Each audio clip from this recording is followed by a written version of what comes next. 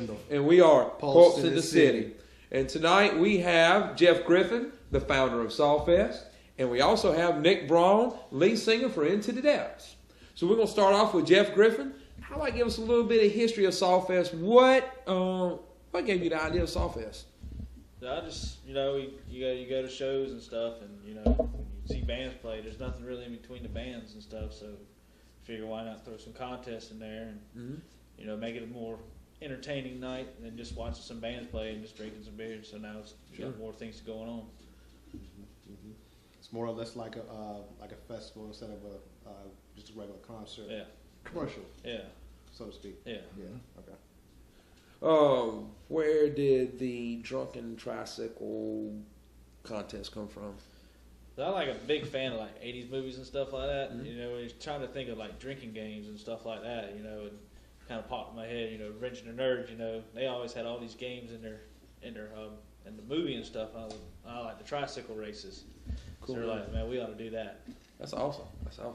All right. Well, what about the light show? I have not been to a concert in a while that had such a sophisticated light show as SAWFEST 2013. Who supplied the lights? Was there any strings you had to pull? Friends that you know? How did you get the light show? Denise Simpson got those for us. Got us through ACS. She works there and stuff, and I'm good friends with her boyfriend and stuff. He plays in a couple bands. He played in a band too that night, and we talked to them and asked for them to help if they anything they could do to help us out. And she did a lot. She did a lot more than I was anticipating. It was she went way and out Call of Duty to bring those in there, and that was just we appreciated it. And we told her and right. Give us a ballpark figure of what it costs to use those lights. Or price-wise. I had no idea. She wouldn't tell me. She just said, Here you go. I heard there was a $20,000 price tag on the light set. Oh yeah. You think so? Oh yeah. It was a chunk. It was a good chunk. Like I said, Denise went out way out. Out of the box what I thought she was going to do, and she brought the lights, and then and that was the best SAWFEST that we've done. And that it was pretty cool. Good. I think it was pretty elaborate. Yeah, it was what made the show. Oh yeah. Yeah, she worked the lights. I mean, she ran the board, and she was there before we even got there, and she was still there when we left. Wow. And she just did it to help out and everything because she wanted to help. And like I said, we appreciate it very much from her. She really made SAWFEST special this year. The SAWFEST line, that also was very elaborate. Who made it and how'd that come about? Well, my uncle made that. He has his own AccuFab, his own fabrication shop, and just right when I first got the idea together, and I called him up. I'm like a big fan of like OzFest and stuff. A lot of ideas also came from like the old OzFest shows. They used to have like games and all kinds, and you had these big signs that said OzFest. I was like, well, maybe I can make a sign, and so we already came up with a name for it, SAWFEST. So I called my uncle and asked him, hey man, can you make me a sign? And I told him what I wanted, and he made this big old sign. I wasn't expecting, like I said, I wasn't expecting that either. Big 10-foot long SAWFEST sign with a big saw blade in the back. He made all the stands and stuff, and it's all made out of 1/8" steel. Yeah, so it's a heavy sign. It's a lot of work, and then. So, I mean, what's it painted with? Is it like painted with automotive paint? Yeah, it's painted with clear coat type deal? Yeah, it's automotive paint on it. Me and my brother, we took it to my old man's body shop one night and sat around and partook in a couple of beers. So we got it in there and we painted it. And, my brother, he was doing like a lot of airbrushing and stuff, and he was doing all that real true fire and stuff. So I was like, hey, man, let's paint the blade silver and let's paint the sign black, and then you can put the airbrush and the fire on there, and then, and I cleared it, and we took a white pinstripe and went around the whole sign with it. Yeah. To give it some pop. Yeah, it is. That's one of the things I noticed about the SAWFEST sign was that it was pinstripe and white. It was pretty cool. Yeah. So let's dig a little deeper before SAWFEST. I would assume that we can say that. Let's talk about the history that you have with Nick. Let's talk about Into the Depths. Do you who's the founder of Into the Depths? Is it you, Nick, or is it you, Jeff? Did y'all just come together and decide to do this? Or even before that, let's talk about how you guys met. Then we'll go into the Depths. So how did the two of you guys meet? We met in high school. He walked into the class, and the only seat available was one next to me. Of course, I was the only other metalhead in the class. And he was wearing a Pantera shirt that day and sat down, and maybe like halfway through the class, I looked at him and I said, "You don't know nothing about Pantera," and been friends ever since. Wow. That's literally the first things I said to him. Wow. The history of Into the Depths. How did you guys get together? Did y'all form Into the Depths together? Or did one of you guys start Into the Depths and then later the other came in to the band? We were actually in a band at the time. We've been in 4 bands together. But at the time we were in a band called Order and Ruin, and Into the Depths was starting as a side project with Brian Holt and Metal Mike Rucker. And right about that time Order and Ruin broke up, so Into the Depths just became more than a side project. And that was in April of 2008. Wow. Still trying to hold it together now. So would you say you guys worked together for a while? You guys have a certain chemistry together, or is it something that, you know, hey, I have an idea, how about I pass it off to you and see what you can do with it, or you know, how would you say? Is it the chemistry, or just being music fans, and then okay. you know, and just wish we're good friends, you know, fishing and going on trips together and stuff So like it goes that. a little beyond music. Yeah, we were friends way before even the first band we were together. Okay. We were good friends. We were like 2 years, 2 or 3 years. Yeah. Gotcha. Of course, it took a little while to get a band off the ground, put something together and try for a while. And anyway, we formed a band called Lift Kid, and I think it was early 2001. So do you remember the names of the original members of Lift Kit?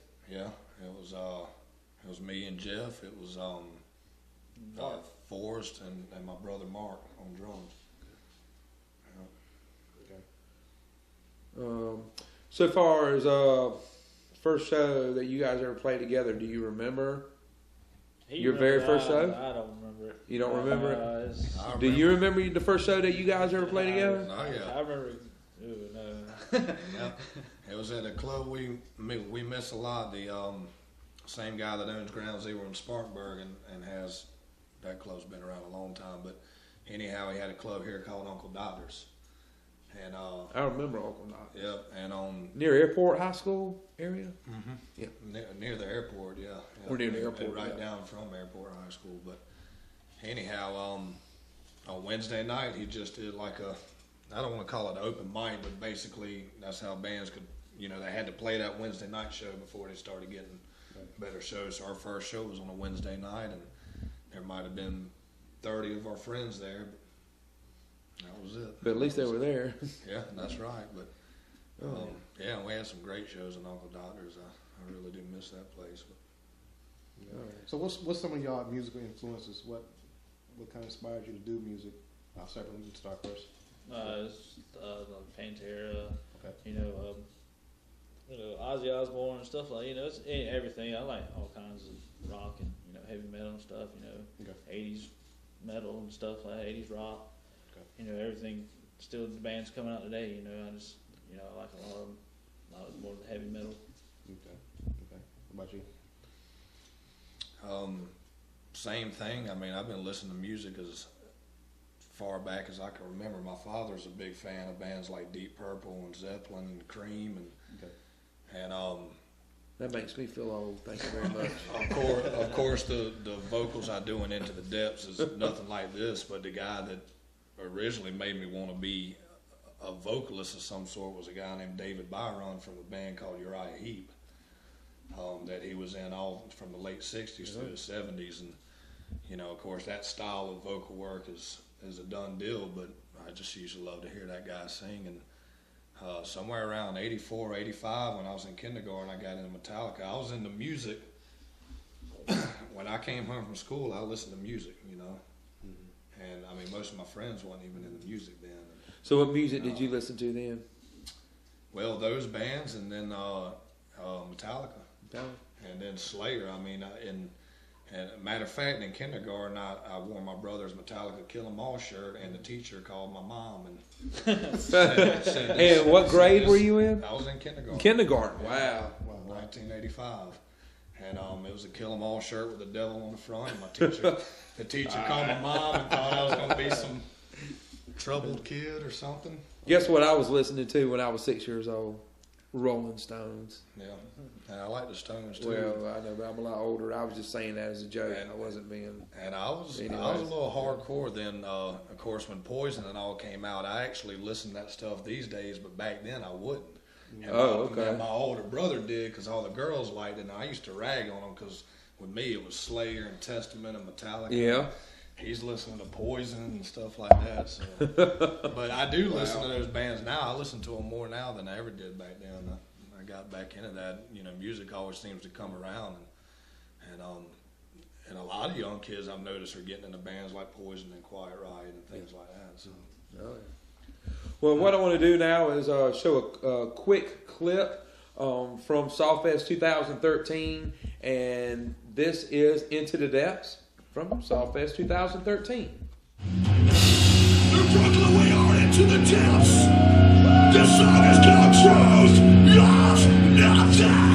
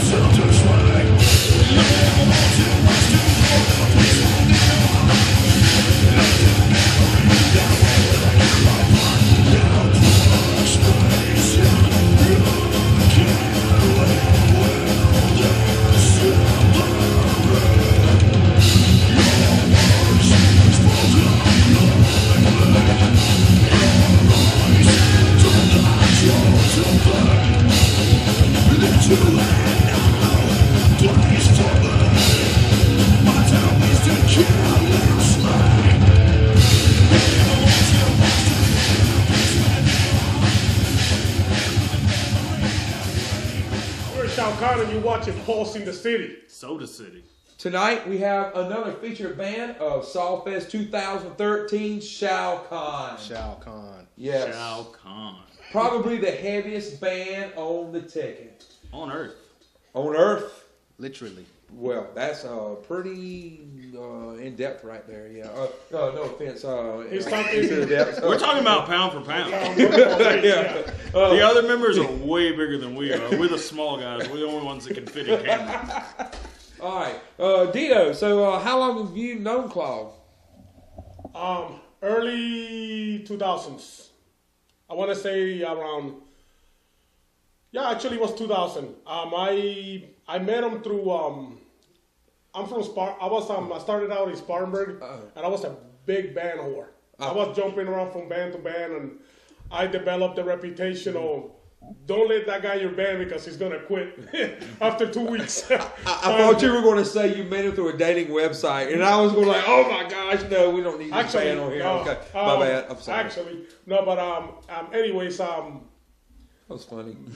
Mick from Ground Zero, Mick and Jim at the time, they given me a CD of their band at the time because I was looking to jam with some guys or whatever, and locally I have basically played with just about everybody and whatnot and I was kind of like I wanted to do some a little bit in the I was actually looking to get out of Spartanburg, to be honest. Oh, okay. Gotcha. And somehow Claude had heard of me at the time. I was playing with a band called Juggernaut, and we were supposed to play together or something like that. And in between that time or something like that, me and the singer at that time basically had got pink slips. And, yeah, and Wow. and through reputations and everything, you know, it came back. You know, I was like, hey, I would like to do a band that does this type of stuff. And the Mick Minchow told me, he said, well, there's this band from Colombia that does this type of music. He handed me a CD. And I checked them out, and I was kind of like, you know, I'll check it out, whatever. Then they came back, but they had came back as a 3-piece to Ground Zero, and I was working there at the time. And I liked, you know, what they were doing and everything, so I was like, oh, okay. But I wasn't too sure about the move, and Claude started hitting me up on, you know, sending me emails and an instant message. One day he caught me on a weird moment. Without even thinking about it, he basically came down to do a show, and he said, hey bro, man, you know, whenever you're ready, you know, come on over. And I took a literal, like he was saying, you know, hey, you can move over and take things easy. But in my brain, I just went like, oh, well, cool, here's my gear and my equipment, and I threw it on the back of their you know, vehicle at the time. And you know, so of course they kind of freaked out, like, what do we tell this guy? And I basically forced myself into being the guy in the couch. Yeah. You know, and I literally like lived in their couch and everything. Between him and Greg and them, they were, you know, and at the time, you know, Chainsaw and all them boys, you know, we just became, you know, they basically were like a family in a weird way, you know, and we had Uncle Doctors going on, so we basically, for about a year and a half, dude, these boys just took care of me, and you know, somehow in a weird way, I fitted into their family, and I've been around ever since. Wow, that's a cool deal. So now we're going to show a video clip of Shao Kahn at SAWFEST 2013.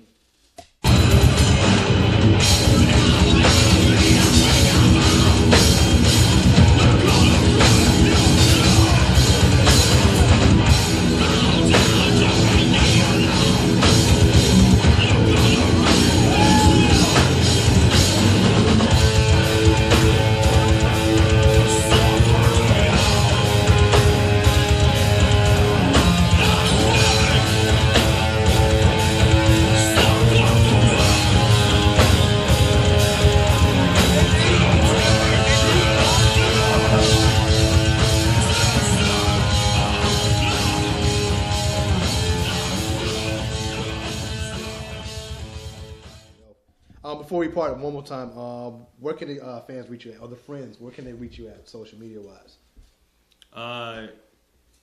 Pretty much Shao Kahn 803 at Facebook, YouTube. The YouTube channel.